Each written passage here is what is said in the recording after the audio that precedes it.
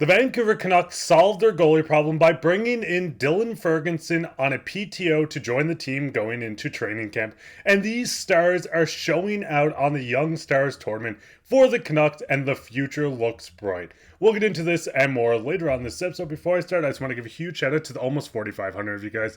If you haven't subscribed yet, make sure to go down below, hit that subscribe button. We'll be all off season in the next season, which is closely by, and we'll be giving you updates on everything to do with the Canucks. But with that, let's hop straight into the first topic today, which is Dylan Ferguson joins Canucks. Now, I know the biggest thing with the Canucks and the biggest question mark was Thatcher Demko Shilov's what's happening with the goaltender, and we do get a report from the Canucks PR saying General Manager Patrik Allvin announced that today the Canucks have signed goaltender Dylan Ferguson to a PTO.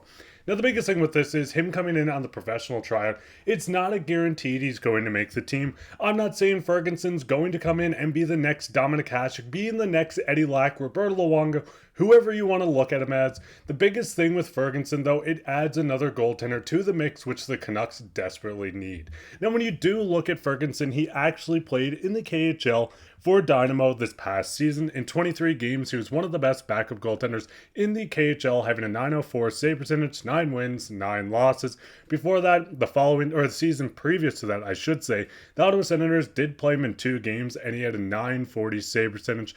And if you look farther back, you can see the Golds Vegas Knights actually played him for 1 game.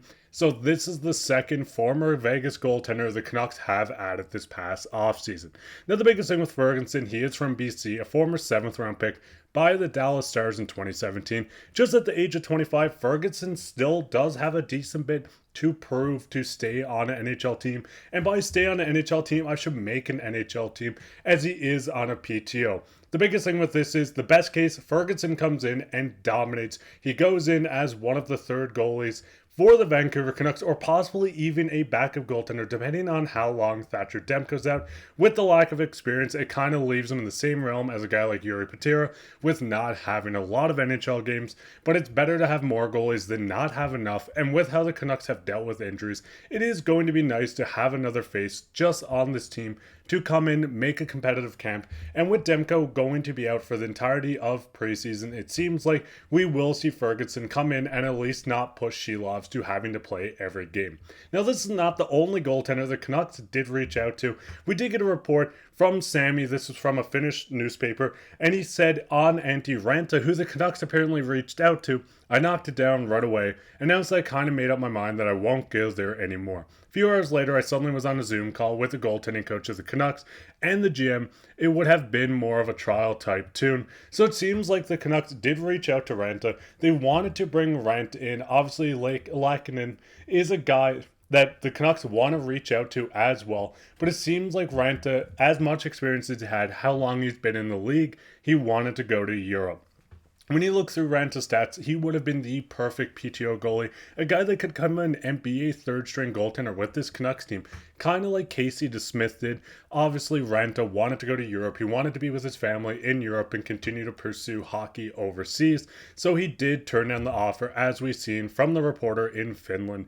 This is not going to be translated completely correct, because I did do it through Google Translate from their website, but the biggest thing is Raanta was offered a contract. He was reached out by Patrik Allvin and the goaltending coach and others, but it seemed like he didn't want to join the team.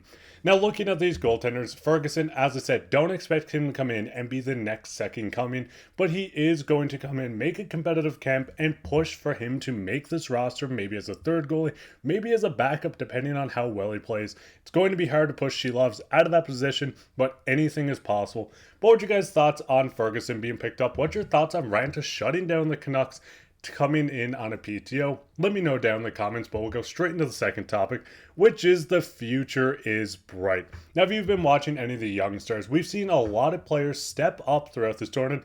Minio was a guy that's been outstanding on defense, but the top line, the line that's been absolutely dominant of Baines, Radu, and Jonathan Lekkerimäki. Now, looking at the first one, which is Aatu Räty, is a guy that's going in to the season wanting to make this Canucks team.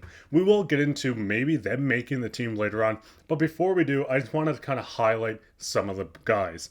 First one being, as I said, Aatu Räty, a center drafted by the New York Islanders, a part of the Bo Horvat trade, 52nd overall. He had a dominating AHL season with the Abbotsford Canucks, putting up 18 goals, 34 assists, for 52 points. We've seen him join the Canucks 3 games with 1 assist, and Ratu's a guy that has been great, finding people all over the ice, being a good playmaker, and this line has been hemming teams in. We've seen it especially against the Edmonton Oilers. Ratu's a guy that could come in on this Canucks team, maybe taking over that fourth line spot if we see an injury from Pius Suter, Teddy Bluger, or anyone down the middle. I think Ratu's going to be the first one up to hop into this lineup, get more experience, get within this Canucks team, and try to make an impact. Now, going into the second guy, which is also a part of this line, Arshdeep Bains. We see Arshdeep Bains, 23 years old, from BC. It seems like a trend the Canucks are really going heavy on some BC born guys this offseason. Not saying they got Bains this offseason, but Bains has been productive. Not drafted, playing 8 games with the Canucks this past season, jumping up almost double the points from 2022-2023 as he put up 16 goals, 39 assists for 55 points. We've seen him go into the playoffs in 6 games, 2 goals, 2 assists for 4 points, winning the AHL All-Star MVP. He was dominant. He's been growing more and more as the seasons move on. And once again, Bains is another guy looking to make the push to join this Canucks team. A guy that could hop in. We've seen him get into games. Maybe he takes over a guy like Dylan Sprong's spot.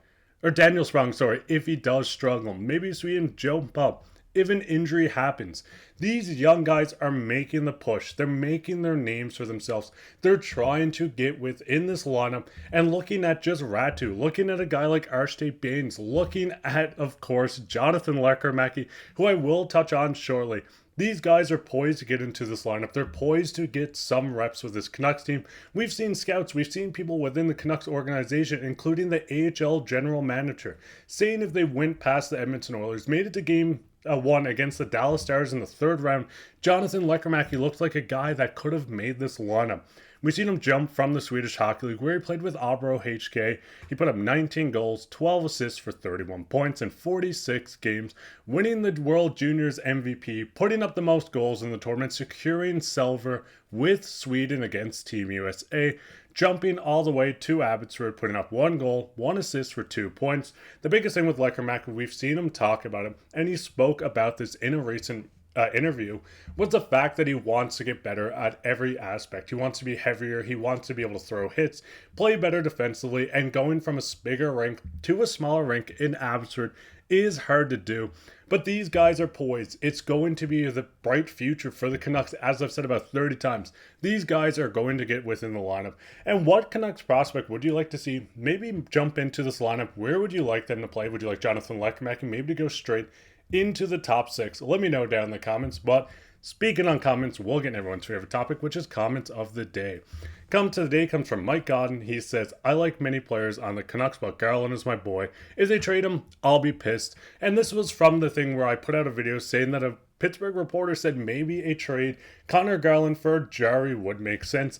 I think it would be awful. The Canucks cannot move on from Garland. We've seen anyone playing with Garland and Dakota Joshua be so successful, so they cannot move Garland. He is a key piece. What were your guys' thoughts on everything we talked about? If you want to leave a comment, you could be featured on the next comment today like Mike did today. Way down there, leave a like, subscribe, share this with your friends. We'll be back maybe today or tomorrow with another episode, so keep your eyes out. But I've been your host, Mark Pye, and take care.